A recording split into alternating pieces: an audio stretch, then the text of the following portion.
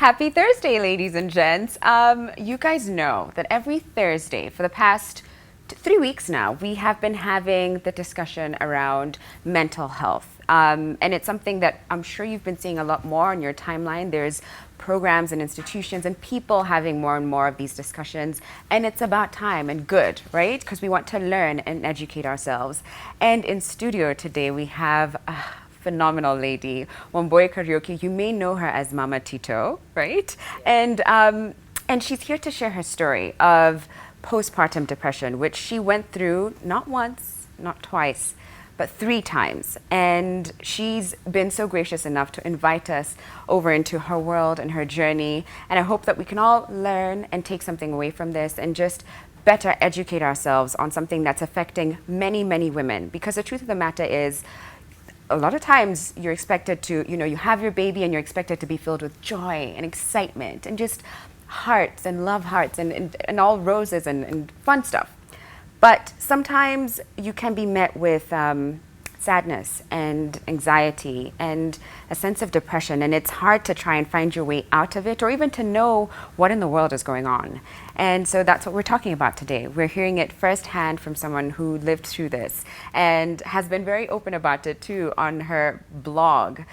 She's also, by the way, a baker. I've tasted some of her treats. I didn't even know it until just now. But yes. Welcome to the studio, Wambui Kariuki. Thank you. And also, before we turn into the conversation, please join us online on social media. That's Living With Us on Instagram, Facebook, and Twitter. We'd love to hear your thoughts. And also, I just want to share a quick fact about this topic, and that is, worldwide, about 10% of pregnant women and 13% of women who've just given birth experience a mental disorder, primarily depression. So it's something that can happen to anyone. Yeah. Welcome. Thank you. First of all, great baking. I like your salted caramel cakes. Yes. Yo, amazing, Luscious. amazing, luscious. There we go. Well, the cake is luscious. Luscious, yeah, It's a luscious cake. I company. love it. Yes. I love it. So, Wambui, how many children do you have? I have 2 kids. Yeah. I have Tito, who's Yeah. 5. So Okay. that's my Mama Tito. Yeah. And then he has a sister who's Savannah, and she's 2. Okay. Yeah. So maybe let's go back to when Tito was born. That's in 2013.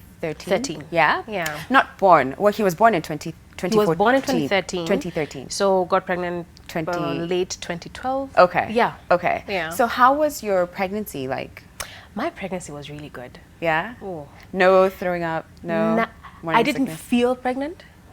My life went on as normal. I mean, I had a bit of exhaustion the first maybe 6 weeks. And then I just woke up one day and I was glowing and life was beautiful and I was exercising and there was no backaches and life was just amazing. And I couldn't understand why guys complain about pregnancy. I was like, it's so nice. Wow. The whole pregnancy was amazing. Oh, geez, you're so lucky. I found out because I was like just never getting up and out of the Yes. couch. I just wanted to sleep all day and I felt miserable. Yes. That's how I learned. So Yeah. that's amazing. Yeah. But before we now even get more into her story, I just want to pause for a little bit. We sat down with Dr. Nancy Nyaga and she shared a quick description of what postpartum depression is. Take a look. This is a condition that people just get because of, childbirth. What happens is that when a woman is pregnant, the estrogen and the progesterone levels really go high. And after giving birth, they just drop significantly. And because of that change of hormones, for some women, they get now the postpartum depression. And also because either probably because of the pain, their system is not able to, really process the birth pain when they are going through it. But for different women, because there are those who still give birth and don't go through postpartum depression. So it's a kind of depression that is only after childbirth. And the symptoms will show up after 2 weeks or after a month. But the symptoms now are similar to the symptoms of depression. That is why we call it postpartum depression, because it is after childbirth. Right. Okay. So now you have a quick snippet of what it is, right? If you hadn't heard of it before. So back to you, Wambui. At what point then did you then start to realize that you might be experiencing postpartum depression? How soon after giving birth? Well, I think my earliest memory of the day that I thought something is not right here was the 8th day of his life. Okay. And this is because he got colic around that day. Okay. That's the day he started to cry, and he didn't stop until he was 4 months old. What? And so I remember at the end of that day, whatever it was I was feeling, I just thought, I don't think I should be feeling this way. And what were you after just feeling? having a baby? I wanted to rewind time. Yeah. I did not want to be a mom. I Okay. was just like, we have made a mistake. Can we put this baby back? Can Yeah. we take him somewhere else? Yeah. And so it wasn't fully formed then, but I just remember thinking, no, I don't want this. I'm not going to make it. And just a rising panic, because reality is, this is your child. Yeah. And he's not going anywhere. No, yeah. So it began then, but the 6th week mark, I think, was the official, I'm sick. But not like, still not fully formed. Okay. I just knew something's messed up. Yeah. And with my medical background, I think there was a part of my brain that knew this is postpartum depression. Okay. But then there's a bridge of stigma. It doesn't matter that I'm a medical professional. There's the rest of me that does not want to put such labels on myself, because I have decided it's a label. Okay. So I just knew, yeah, something's very wrong. And were there things that led to this moment? I mean, you talk about when Tito now had colic. It was clear that he had colic. Yeah. But were there other things that led to that moment of just, oh, I'm not sure what's going on, but I want this baby somewhere else? Yeah. My situation was unique because I had it's called situational depression, or I had multiple triggers. Okay. We had to relocate countries very suddenly right at the end of Tito's pregnancy. Oh. So we left Cape Town and came to Nairobi. I was 35 weeks pregnant, and it was a sudden job change. So that really threw me off. Okay. So I mean, you're tired, having to sell things and sell your car, put things, pack everything, move countries. We have no arrangement. 35 weeks. 35. I flew a day before it wasn't allowed to fly. Wow. It was hectic. Wow. Okay. And then getting here, house hunting. My blood pressure shot up. Admitted before I need to deliver. He's come out preterm, Oh, so when did you actually deliver Tito? How many? He was 34 weeks. He was 6 weeks early. Okay. Okay. Because of my blood pressure. Yeah.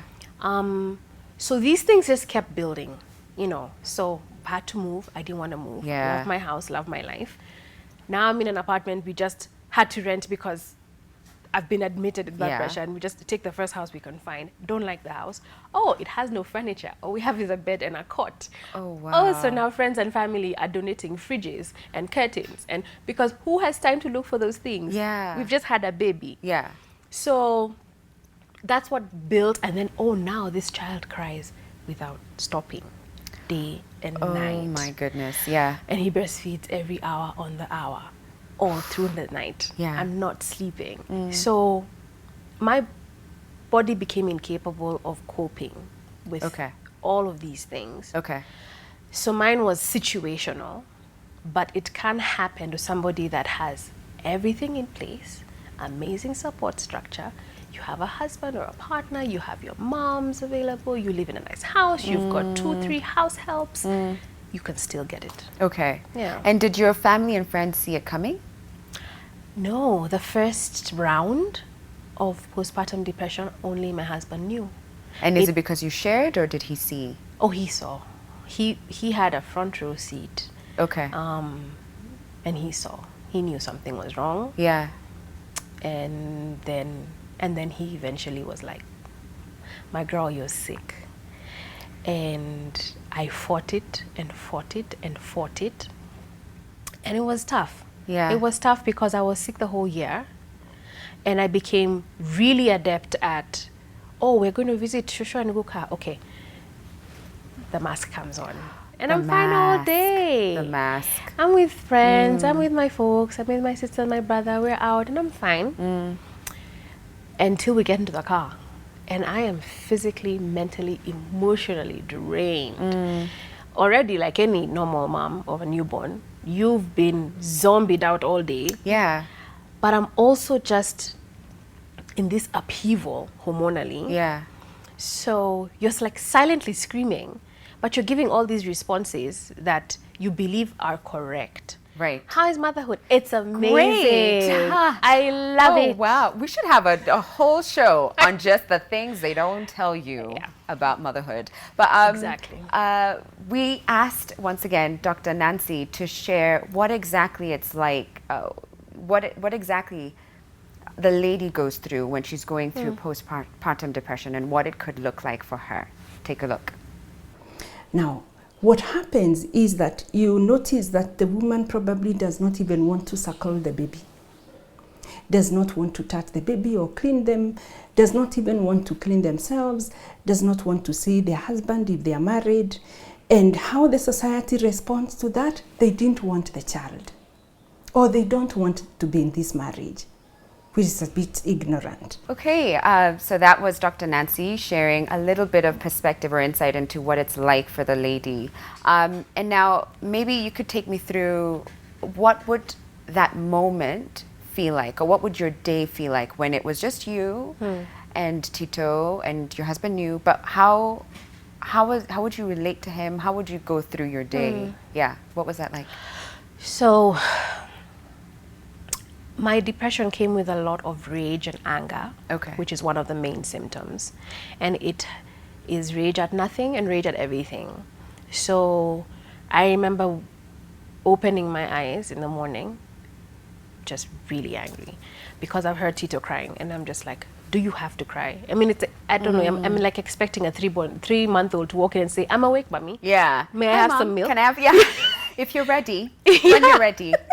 So I'd hear him crying, and I'm pissed off. O'Brien has to get Brian, ready your and go husband? to work. Brian Yeah. is my husband. Okay. He has to get up and go to work. And I'm resentful that, oh, you get to be away all day. That's why you're so balanced and everything. I mean, I have no choice but to be this way. Yeah. So, and it would just, I'd be like that all day. And then he would leave.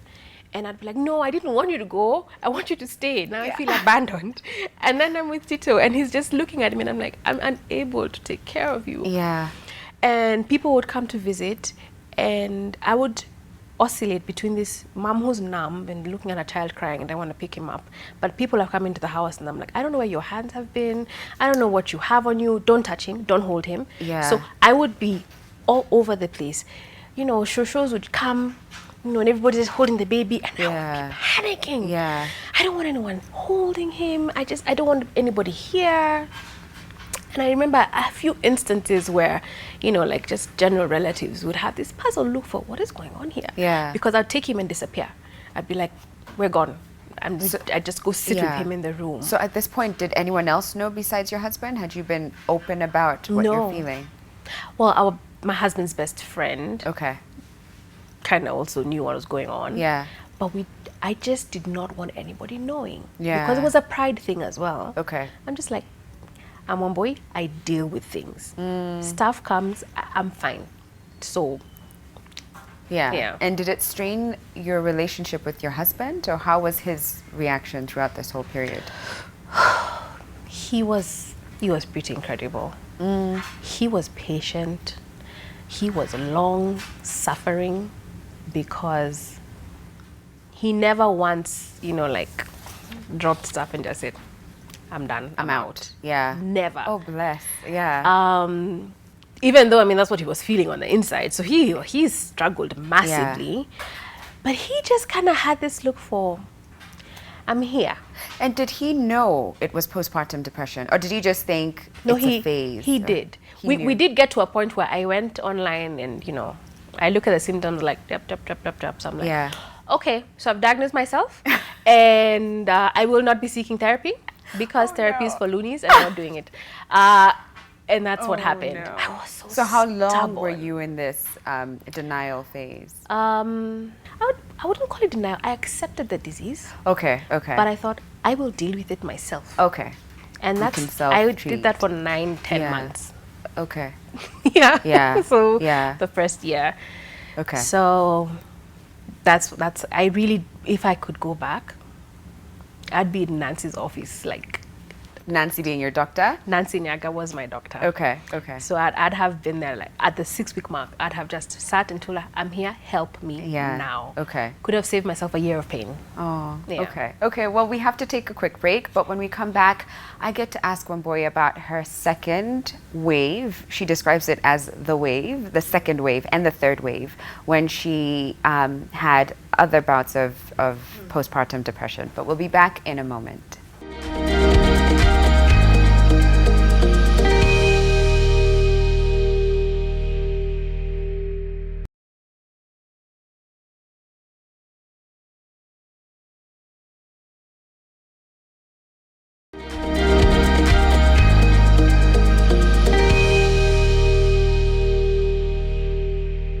Welcome back. If you're just joining us, we've been talking to Wambui Kariuki, who's been sharing her story of going through postpartum depression and the first time it happened, and how at first she felt like she could take it on her own, and she did her best, but at some point was like, okay, yeah, let's go to Dr. Nancy, her therapist. And so what was that like the first time when you decided to walk into a doctor's office? What was that moment like for you? This happened with the second wave. It was postpartum depression. So with not the first? No. Okay. I mean, with the first, I genuinely believe it was God's mercy alone that I got out. Okay. And life just got easier because, Tito grew. He started to sleep. Yeah. And so a lot of the enabling factors that keep you in the depression, the crying baby, the constant breastfeeding, the waking up at night, the exhaustion, all of that just went away. Okay. And I started to breathe a bit easier. Okay. I started to get out of the house, I had a really good nanny, and actually began to trust her with him. It took months to do that. I did not leave my house for months. Okay. And I finally was like, oh, I could go to the salon. Oh, maybe I can have coffee with somebody. Not far, just over here. And then I come back. And so that was okay. And I made it out. With the first time? With the first time. So how did you then, what brought on the second wave? The second wave was brought on when Tito was a year and a half or year 10 months. Okay. And I had a miscarriage. Okay. And that was pretty difficult. And I took it very hard. I felt as though it was building up on my failure in motherhood. Oh, man. So at this point, I'm past the postpartum depression, which, by the way, I really want to reiterate, do not do it like I did. Just because I made it out, don't think, you know what, even me, I'll just wait at home. Yeah. I'm not going to go for therapy. Don't do that. But so, because I never dealt with it, I never dealt with the baggage. So I'm still thinking, oh my goodness, okay, fine, I have a great kid and everything, but I'm a really bad mom. So I'm still there. Then I miscarry, so I'm like, oh, my own womb won't work with me. Wow. And I couldn't get out of bed. Now I just became the caricature of depression that you're gonna see in movies and everything. And that's when Brian just pulled the plug. He made the call. He's like, nope. Okay. We're going into for therapy. Okay, so your husband finds Dr. Nancy. He finds her. And then you walk into her office. What was that first in. session like? It was hard. Were you open from the get-go? Maybe the second session. Okay. The first one I was very, almost defiant. Like, I have been forced to sit here. Okay. Brian was right there. He came for the session. Okay. So I was just like, I'll answer your questions. I'm just going to be, but by the end of the session, I mean, she just opened my eyes to all of these lies that I'd been believing about this miscarriage. And by the time I left, I was like, oh, that wasn't that bad. Yeah. And I want to go back. Wow. Because she's told me these things, and I'm like, I never saw things this way before. Yeah. She was a turning point in my life. It was just incredible. So what are some of the coping exercises that she taught you during the sessions?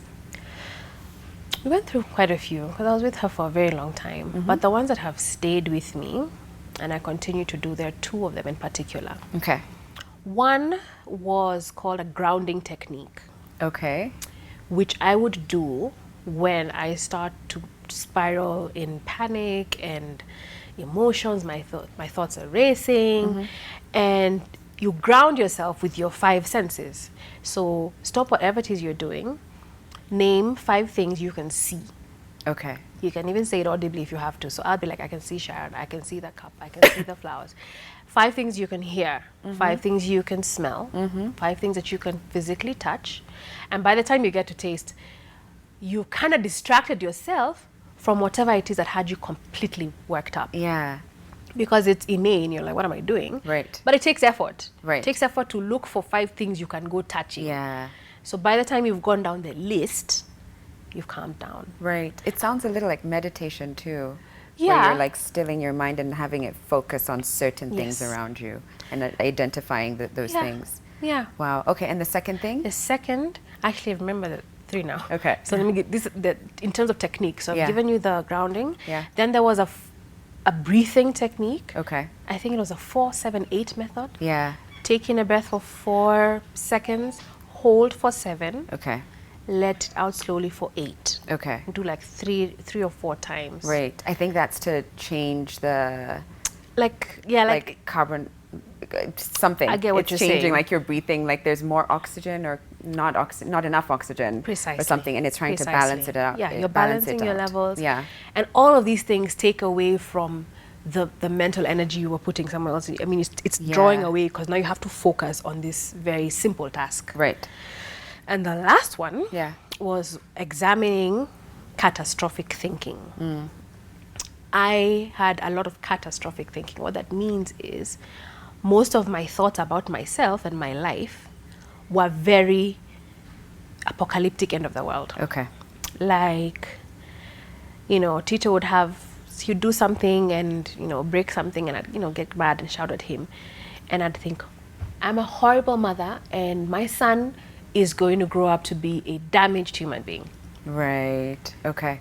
It's just, So, it's complete things are just not that extreme. bad. Yeah, Or, yeah. or something would happen. I'd be like, I will never, ever be normal again. I would do that with anything. Okay. Everything was never, ever, and Forever. It's done. everything was like that. It's the end of the world. Okay. So it was to change So that. to examine each thought. So when I would think something, Yeah. she would tell me pause and look at it Right. from outside of yourself. How would somebody who's not like you right now think Yeah. about what you just said? And Okay. I'd be like, yeah, I suppose people tell me Yeah. I'm not a bad mother. And she'd be like, yes, because you're not. Yeah. Oh, So- Dr. Nancy. Yeah. Amazing. Okay, so then you go through the second wave and you find your way out of it with all these tools that she's Yes. giving you. Yes. But then you get hit by it again. Can you take us through that? I have a beautiful window of sunshine for about a year, Okay. and then decide to have a baby again, and we get pregnant with Savannah. And so her pregnancy was like paying me back for everything that wasn't present in Tito's pregnancy. So I mean, it morning was sickness. hell on Yeah. earth. I mean, if you can think of a pregnancy symptom, I had it. Okay. So it was a rough time. Rough. Oh, man. And then Were you working at this time? No. Okay, so I've so- been a stay-at-home mom from Tito's birth, from Okay. the time we moved back to Kenya. Right. I so decided to stay at least home. your focus is solely on the children. So anyway, hard pregnancy, and then my water broke early. So she was also 6 weeks early. So I have a premature baby. Wow. Again. Yeah. Wow. Okay. And the third wave was very different. How so? The beginning was really nice. I was just like, man, look at me handling 2 kids. Things are not so bad. I mean, I'm like waking up all glowy. I showered, brushed Yeah. my teeth. What? I mean, it Things really are good. wasn't that bad. Okay. And then she got sick when she was 6 weeks old Okay. because she was premature. Yeah. She had very bad reflux disease. Okay. So everything was coming right back up. So she was vomiting constantly. And can you imagine somebody this? I mean, she was 2 kilos when we went home, and she's vomiting and it's coming out of her nose and her mouth day and night. We had to put her in she slept in her car seat for 9 weeks because she couldn't sleep flat. Okay. So we put her car seat in her cot. Yeah. Then we'd strap her in like she's traveling somewhere, Yeah. and that's where she'd be at night. Okay. And it was very stressful. She lost weight. She's on tablets. We're having to crash and mash and giving her in a Yeah. syringe. Yeah. So that's stressful for anybody. Yeah. It's frightening. But we were like armed to the hilt. We know what to expect with postpartum depression. We are ready. Were you still seeing Dr. Nancy at this point? No, I had Okay. stopped seeing Okay. her, but Yeah. she's on speed dial. Okay. So we're like, at the first sign of something, we're seeing Nancy. Yeah. But this time, I got postpartum anxiety, which is an entity on its own. Yeah. And I probably missed a lecture in school because even when I read about it, I was like, I did not, okay, I Okay. didn't know about this. Yeah. So it's the symptoms of anxiety disorder, Okay. but they're very heightened and they feel a lot more severe. And because Can you of the give an baby. example? Yeah. I began by worrying, Okay. just feeling worried, not Yeah. knowing why. I'm worried, I'm twitchy. Yeah. I can't sit still. I can like keep checking on Savannah. Okay, put her down to sleep. Okay, let me just go check. Okay, fine. Let me just go check it. So I became a bit repetitive in things. I started to lose my memory, and not the mummy brain type. Like this was a bit frightening. Okay. More than once, I would start to cook, then I go to do something, and then I forget. And then I Wow. hear my Yeah. housekeeper say, Mama Tito, what's happening? Like, Yeah. you know, I'm burning the Yeah. oil, burning the onions. Yeah. And the day I realized something's wrong Okay. is I got into a supermarket and I wanted to ask Brian what he wanted me to buy him. And I couldn't remember his number. Wow. I look at my phone. I'm like, why did I get this out of my bag? Yeah. So I went on pushing my trolley. Then I was like, oh, I'm going to call Brian. So then I start trying to type his number. Yeah.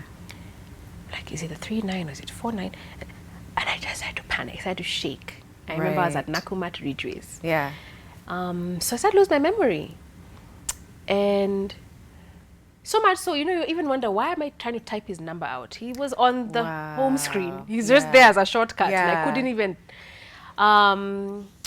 so then anxiety when we're driving, always, you know, the feeling you get when someone swerves into your lane, that I would Yeah. feel that way when Brian's overtaking casually. Wow. Or if coming out, you know, onto the highway, I would be really frightened all Yeah. the time. Yeah. And then palpitations, Right. shaking. And at this point, had you shared with any of your friends? Did they know what was going on? At this point, no. Even with the other cases of postpartum depression, no one No, really knew? with my second wave, Yeah. the depression of the miscarriage, Yeah. Now my family and friends were in it because They knew, people know okay. that we've lost a baby. Yeah. And now, okay, so Wambui is in therapy.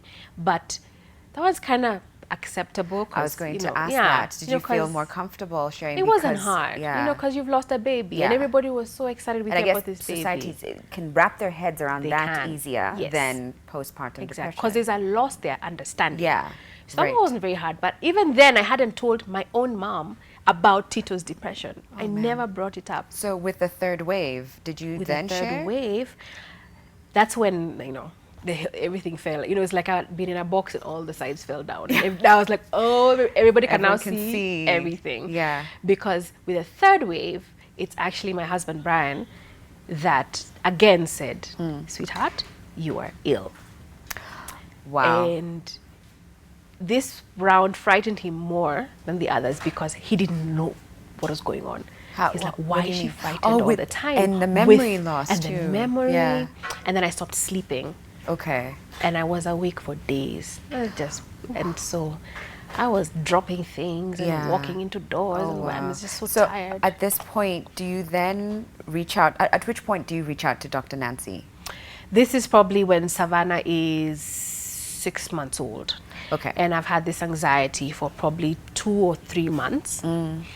And I end up at her office. Okay. And this time I didn't even know what to tell her. I just like, something's wrong, I don't know what it is. Okay. So she began with the coping technique. And isn't that how you approach a doctor? Usually it's like I know. something's wrong. Yes. I don't know what it is. And But then now they try to start treat a doctor. Yeah. I'm just like, I need to figure things out before I go see the doctor, okay? Okay, yeah. I'm a horrible I need to tell you what's wrong with me so that you can know. But really, you go to the doctor and they unpack and they figure it out. Yeah. So she really helped me. But it was really bad. And it got to a point where it didn't matter what she taught me, it wasn't working. Okay, so then how did you then go about treating this? If the coping mechanisms aren't working, how did you then treat the anxiety that was now riddling you the whole time? Now this call was made between my husband Brian and Dr. Nancy. Okay. Between the two of them, we were like, she needs medication. She needs a psychiatrist. Okay. So Nancy's a psychologist. Yeah. And she's incredible. And they are necessary because they are the ones that identify, okay, your body needs help. Yeah. There are medicines that can do that. Yeah. And I was so sick and tired of being sick and tired that I just said, okay. Hands up, I'll do it. Okay. I walked into the psychiatrist's office. He'd actually been my lecturer in medical school. And I was just like, hi, Just help me. Here fix I am. me. Help me. Right. Okay. Yeah. We have to take another quick break, but when we come back, I want to hear more about that journey, going through treatment and the lessons that our guest today has learned from 3 bouts of postpartum depression. We'll be back in a moment.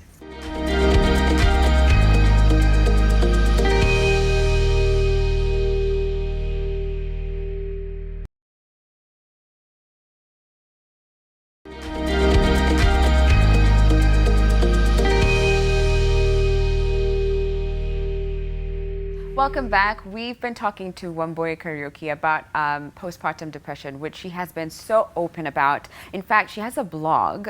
What's your blog's name again? The Orchid Blooms. The Orchid Blooms. And during the break, I was just telling her how I was going through her blog and found myself in proper tears. One, because she's a phenomenal writer, and you just take us through the motions of it with you. And two, because she was just very vulnerable and open about it. So thank you for that. Thank you. But now, I just want to understand, how long did the third wave last, especially now that you were getting medication with it? So it only lasted in terms of how I felt, like, I'm feeling sick, until I started the medication. And so medication treated some symptoms immediately? Do you know, like, when you've eaten something you shouldn't have eaten? Yeah. And things are happening? Yeah. And then you take Imodium. And you're like, relaxing. There is a God inside. That is how it felt. And I'm not joking and I'm not trying to exaggerate things. Right. But the morning after I had taken my pills for the first time, I woke up and I was like, whoa, is this what normal feels like? Wow. I could not wrap my head around how calm I was. Like, I kept asking Brian, is this how people live? Yeah. I was like, it feels like I'm high. Like, why am I so happy? Yeah. And chilled? Yeah. Like, kids are shouting and crying. I'm just like, shh, and you're not anxious okay. and I could not believe how long it had been that I hadn't felt normal. So much that normal felt foreign. Okay. So it stopped as soon as I began the meds. And how long were you on the medication for? I took medication for about 13 months. Okay. 13 months. Yes, 13, maybe it might have been 13 or 15. Yeah. The full dose up until a year, and then 2 or 3 months of tapering down until I stopped. Right. Yeah. Okay, so we reached out to Dr. Nancy once again and asked her, what exactly should society understand and know about postpartum depression? Take a look. So what the society needs to understand, I mean, a mother is so connected to their baby. So if you notice any signs that the mother is really withdrawing from their child, we need to check what's going on. Are there other symptoms besides this sort of rejecting the baby? Are they sleeping well? Are they eating well? Or are they taking a shower? Are they excited about this baby? We need the caregivers around this woman need to check what's going on, because the condition is treatable. And then we need to take them for therapy or counseling, and also for medical support, but not stigmatize them, by saying maybe they didn't want the child. Right, so there you have it from Dr. Nancy, some of the do's and don'ts and things that you should be more aware of. And now I want to find out from you, having gone through this 3 times, what are some of the myths that you've seen go around and be perpetuated in society that you wish could just be, you know, broken? Yeah. Yeah. I think the major one, and this one now spans the spectrum of whether you're rich or poor, or how you grew up, is that having a baby is what you were made to do, and it is easy. And you should just be able to waltz out of the hospital looking like, you know? Yeah. Celebrity. Because these celebrities look great after giving birth. You know? Celebrities have postpartum depression. 100%. I was actually going to bring that up. We've got people like Chrissy Teigen. Yes. Adele. The first one, mine is like long ago. Okay. But it's Cindy Crawford, the model. Cindy Crawford. Is the first person I saw her on Oprah when I was in high school. Yeah. And I remember thinking, postpartum depression, what is she talking about? Serena Williams. There we go. Recently came up with it. And actually, I think that's a beautiful thing for them to come out. Because often those are who we look up to and think that's a standard. Yeah. You know, you come out of hospital, bounce back in 2 weeks, you're a great mom, everything's amazing. But when they come out and they share, actually, no, it's not amazing. And these are amazing. people with amazing support structures who can afford a lot of help. And even the things that we feel, I just wish my baby had better clothes, I wish I had that particular breast pump, then I'd be fine. Or these are people who've got everything. But they still go through it. It can still hit you. So I think the first myth is we shouldn't think it's automatic. Yeah. Because it's not. Absolutely, 100%. I agree with you. The other one that really hit me hard was, it's not a myth, but a truth. Okay. It is easier for some women, and it is harder for some women. Okay. And if it's easy for you, accept that, and respect the woman who's having a hard time. And if it's really hard for you, it's fine. Stop comparing yourself to the lady that's having a ball, at least as far as you're concerned. Yeah. Walk your path, stay in your lane. Yeah. This is your lot. Accept it, love it, or at least try to. Or just survive it. Yeah. And it doesn't mean that the lady having an easier time did things that you should have done. Yeah. Or is has a figured stronger it out. woman. Yeah. Or she knows more. It doesn't mean any of those things. Yeah. Yeah. Right. Are there things that first-time moms could be aware of or do to help them, to help prevent them from going into postpartum depression? And is there something that you wish you had done or not done maybe that would have helped? I thought about this a lot. I think I would have been honest about how hard a time I was having with more people. Okay. Because I only told Brian. And I have become the wet blanket at baby showers. Yep. I think we need more of you at baby showers. I actually remember being at a baby shower and people like, man, like, did she have to go there? Yeah. we were having such a good time. I think we need to have more open discussion. Yeah. Like I remember also only learning much later that breastfeeding is painful. And I wish, I mean, I'd heard the discussion, but I wish that it was open during my baby shower. I would have been like, girl. I've been in situations where people are like, well, don't scare her, it's fine. And I'm like, guys, you're not going to be there the morning she's given birth. You're going to be in your houses. Yeah. And she's sitting there, her breasts are on fire. Yeah. She's got this cesarean scar that it's just burning. Right. She can't pee. You can't poo. You can't do anything. Can we even talk about this one? But I think we should be talking about it because they Do don't. not take me down this road. I didn't even know that anyway, I don't know if it's too much, but like even the idea of pooing is just terrifying because everything is painful and, like she said, on fire. And no one has those discussions. So yes to those discussions. Nobody tells you. Yeah. And I think it is such a disservice. I get so angry. Stop giving her so many baby clothes and teddy bears and aprons. That's fine. It's lovely. Let's celebrate. Yeah. But can you be just be real with her? Because now all this realness happens when they come to visit you 3 months later, and all these guys who are smiling with you, it's great. with the themed cake and the flowers, these guys have come 3 months later and they're like, hey, it's hard, eh? Like, what? You're not sleeping? What? How hard is breastfeeding? Oh my Why goodness. didn't we just do this in the beginning? Yeah. Man. I love it. You've been medication free for about a year now, Yes. is it? Yeah. What lessons have you drawn from the 3 waves? Yeah. Wow. I know that life has sad times and it has happy times. And if you're in your sad time now, it's okay. Just get comfortable. Yeah. It might take a while, but it doesn't last forever. And motherhood journeys are very different. Yeah. But motherhood overall is hard. Yeah. It is so hard. Oh my goodness. So be kinder to yourself. Right. And to each other, I guess. And to each other. Yeah. Don't compare and contrast. I'm not walking out and thinking, ooh, I don't need drugs anymore. You're still taking medication. Yeah. I don't do that. Yeah. Just do not do the comparison. Do not judge.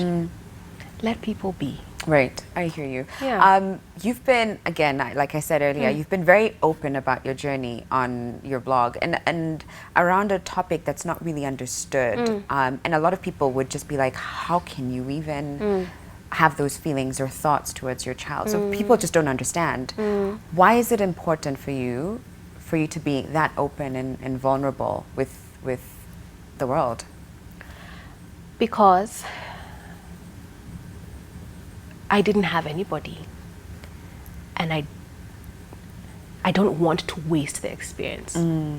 So if people can get onto the blog and read my story and see themselves in it, and then Google Nancy Nyaga or find your nearest psychologist, and you get saved from potential years of pain and suffering, then it was not in vain. Yeah. Yeah. So our experiences are not to be wasted. Right. And you can help someone. Yes. And actually earlier you were saying if you had turned on the TV when you were going through this and you saw someone talking about this, someone who looked like you, and it would have changed how you went about this from the get-go. It would have changed everything. And whoever is watching right now, you're holding your baby. You had a baby just the other day and you are dying on the inside. You feel like your world is falling apart. I made it out. I'm fine. And you can too. And help it's out there. Yeah. And it's for women suffering. Okay. Yeah. Last question before we wrap up. What would you like Tito and Savannah to know and understand about mental health? I made it this far without crying.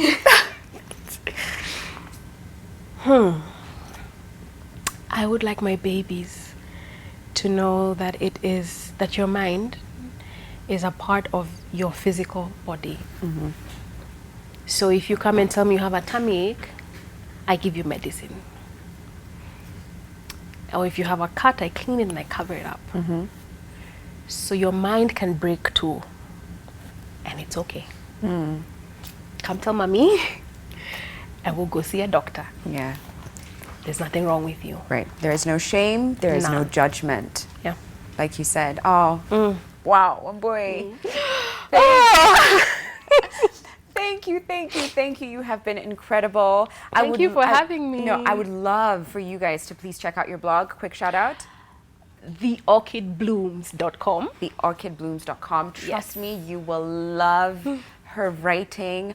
I don't know if I shared it here with you, but I was just telling her how I was going through it and I just was like, like I just found myself in tears because I could just, I understood where you were coming from, and you write so beautifully anyway. Thank so you. thank you Thank for you. coming on here.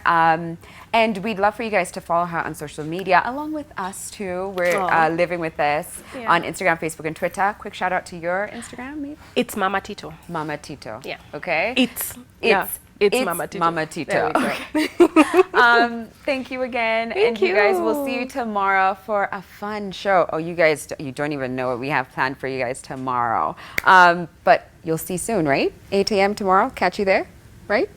Bye.